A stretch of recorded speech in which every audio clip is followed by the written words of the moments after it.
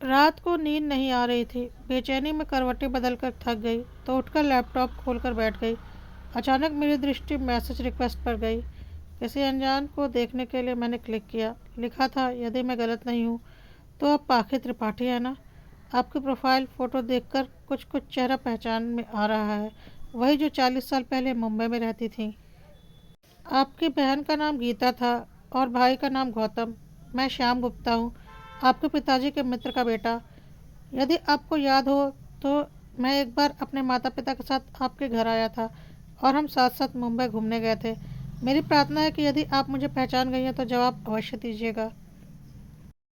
अरे यह तो श्याम है। मेरी हल्की सी चीख निकल गई। दिल की धड़कनें तेज हो गईं। अकारण ऐसा लगा जैसे मेरी चोरी करते पकड़ी गई हूँ। देखा, पति गहरी नींद में सो रहे थे। मेरे नाम के साथ मेरा सरनेम विवाह के बाद बदलकर मिश्रा लिखा था। उसके बाद भी वह मुझे पहचान गया था। उसके नाम पर मेरी दृष्टि जम सी गई। जवाब देने के लिए जैसे ही एक्सेप्ट पर क्लिक करने लगी, मन के अंदर से आवाज़ आई, सोच लो पहले, क्या ठीक रहेगा? उसका नाम देखकर तो तुम्हें इतना अपराध बोध हो रहा है। उससे संपर्क रखने के बाद क्या होगा? तुम्हारी सुखी गृहस्थी है, वह भी शायद इस स्थिति से गुजर रहा होगा। कोई फ़ायदा नहीं दोबारा अतीत की गहराइयों में गोते लगाने से। विवाह के बाद यह रिश्ता मानसिक उलझन को क्यों न्योता देना? मैं थोड़ी देर के लिए सोच में पड़ गई। आराम से ही मैं दिल और दिमाग के मामले में बहुत संतुलित रही हूँ। मैंने अपनी उंगली क्लिक पर से हटा ली, लैपटॉप बंद किया और बिस्तर पर आकर लेट गई। तुम्हें इतना लंबा चौड़ा परिचय देने की आवश्यकता क्यों पड़ गई श्याम? समय की मोटी चादर के ऊपर धूल की इतनी परतें जम जाने के बाद भी तुम्हारा नाम ही काफ़ी है मुझे तुम्हारी याद दिलाने के लिए। इसका मतलब तो यह हुआ तुम्हें मेरे प्यार पर कभी विश्वास ही नहीं रहा है। तो क्या यह टेलीपैथी थी जो रात को 2 बजे उठकर मैं अकारण ही लैपटॉप खोलकर बैठ गई? मैं मन ही मन बुदबुदाई। शायद पहले तो नींद आ भी जाती, लेकिन अब तो उसके स्थान पर खुली आंखों के सामने 40 साल पहले का दृश्य एक एक करके घने बादलों में बिजली की तरह चमकने लगे। 17 साल की रही होंगी जब पिताजी के मित्र भोपाल से अपने परिवार सहित मुंबई हमारे घर अपने बेटे श्याम के इंजीनियरिंग एडमिशन कराने के लिए आए थे। उनके 3 बच्चों में 2 बेटियां और थी। जब तक हॉस्टल में जगह नहीं मिली वह हमारे घर में ही रहा। उसके बाद जिस दिन भी छुट्टी होती वह हमारे घर आ जाता था। वह पहली बार मुंबई आया था, इसलिए मैं, मेरी छोटी बहन और भाई रोज़ ही कहीं ना कहीं उसे घुमाने ले जाते थे। हम सबका साथ उसे बहुत अच्छा लगता था। हमें भी उसके आने से घूमने का बहाना मिल जाता था। श्याम बहुत कम बोलता था, लेकिन कभी कभी खामोशी भी जुबा से अधिक बोल देती है। उसने कब मुझे अपनी आंखों से ही मुख प्रेम का निवेदन कर दिया, पता भी नहीं चला। और मैंने भी मौन स्वीकृति देने में देर नहीं की, क्योंकि उसका कम बोलना ही मुझे उसकी ओर आकर्षित करता था। वैसे भी पहले प्यार की अनुभूति, वह भी अल्हड़ उम्र में, अद्भुत होती है।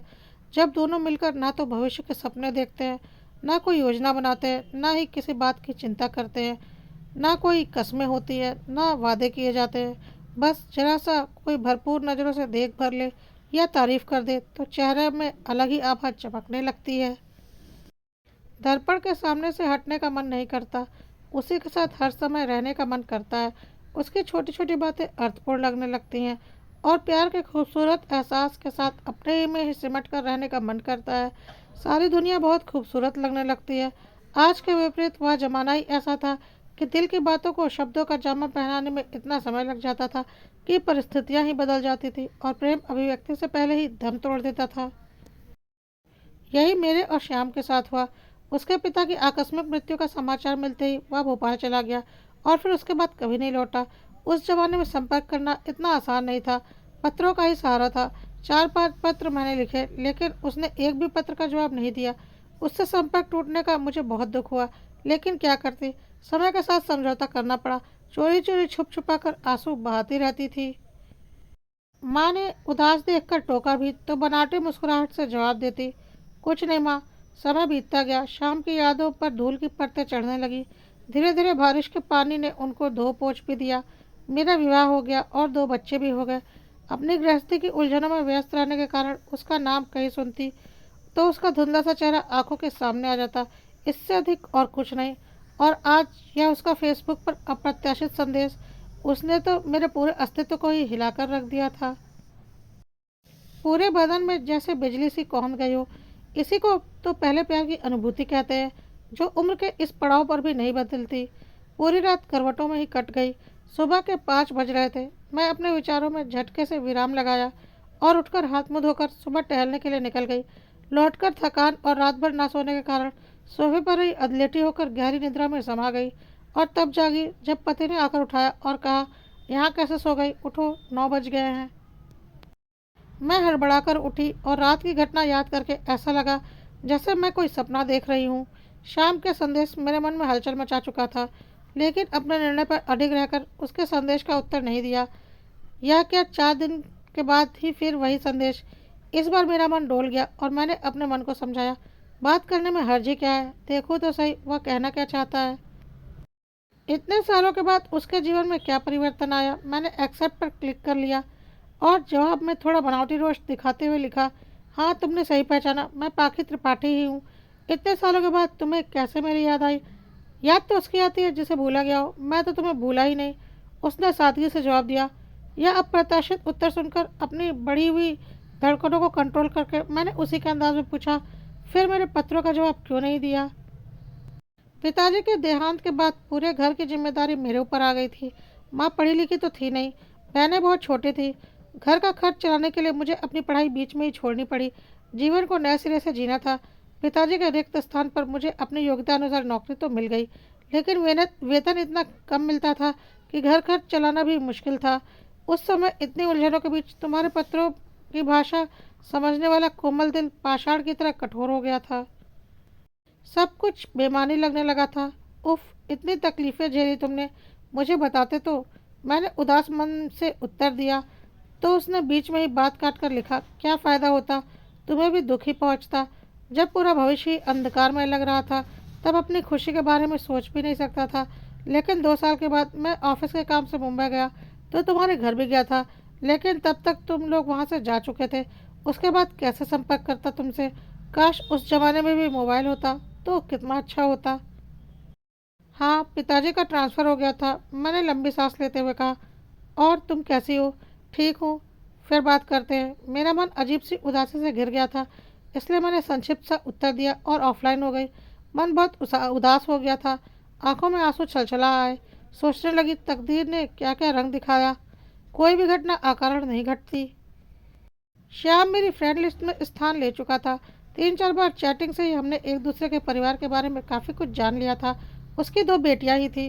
पत्नी बहुत अच्छी थी, लेकिन मेरा स्थान उसके जीवन में रिक्त ही रहा। यही मेरे साथ हुआ। पति के नीरस स्वभाव के कारण मेरे दिल का कोना खाली ही रहा। उस दिन उसने मेरा मोबाइल नंबर मांगा।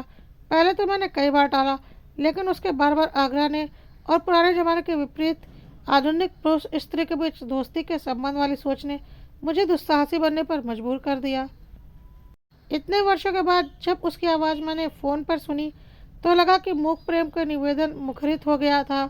उसने पहली बार अपने प्यार को शब्दों का जामा पहनाया। मैं निशब्द होकर उसकी बातें सुनती रही। उसने मुंबई में मेरे साथ रहते हुए क्या क्या अनुभव किया सब बताया। फिर मैंने उसके प्रति अपनी चाहत का इजहार किया। समय के अंतराल में अल्हड़ प्रेम की नदी ने परिपक्व दोस्ती के समुद्र का रूप ले लिया था, जिसमें ठहराव था, गहराई थी। इसका पूरा श्रेय शाम को जाता है, जिसने मेरे पूरे अस्तित्व को ही अपने में समेट लिया था। उम्र के इस पड़ाव में जब मैं वैवाहिक जीवन के कर्तव्यों का बोझ ढोते ढोते थक गई थी, शरीर में शिथिलता आने के कारण जीवन खालीपन और नीरसता से व्याप्त हो गया था। शाम की बातों से सरसता, नई ऊर्जा और उमंग से सारोबार हो गया था। जब कभी वह कहता, पाखी तुम्हारी हंसी बहुत प्यारी है, या मेरी फ़ोटो देखकर कहता, आज भी तुम उतनी ही खूबसूरत लगती हो, तो मुझे अपने पर गर्व होने लगता। यह सोचकर कि आज भी मैं किसी की यादों में बसी हूँ, मुझे अपना पूरा अस्तित्व महत्वपूर्ण और अर्थपूर्ण लगने लगता। हम दोनों ने ही एक दूसरे को देखने की स्वाभाविक इच्छा प्रकट की, तो मेरे कुछ कहने से पहले ही उसने कहा, मैं कभी इंदौर किसी काम से आया तो तुमसे ज़रूर मिलूंगा। मेरे एक दूर के रिश्तेदार वहाँ रहते हैं।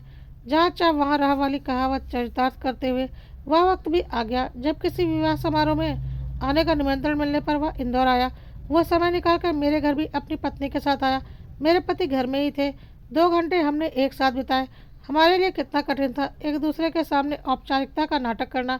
मैंने देखा बाहरी आवरण में तो उसमें बहुत परिवर्तन आ गया था, लेकिन उसकी बोलती आंखें जैसा अभी भी 40 साल पहले की तरह मूक प्रेम का निवेदन कर रही थी।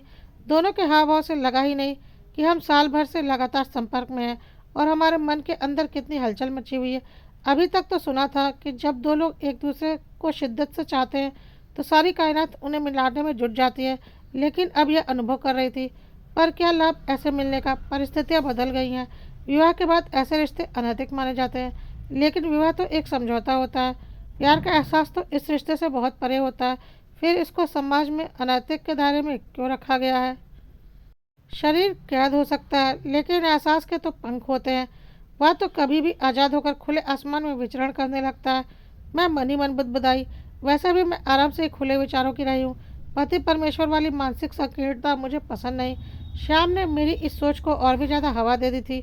वह चला गया, लेकिन अपने पीछे एक एहसास छोड़ गया था जो किसी रिश्ते की मोहताज नहीं, जिसकी प्रतिक्रिया स्वरूप हम दोनों के बीच की दूरियां अर्थहीन हो गई थी। मशहूर गीतकार गुलजार के प्यार की परिभाषा को अपने एक गीत में बहुत ही भावपूर्ण तरीके से अभिव्यक्त किया है। सिर्फ एहसास है, ये रूह से महसूस करो। प्यार को प्यार ही रहने दो, कोई नाम ना दो।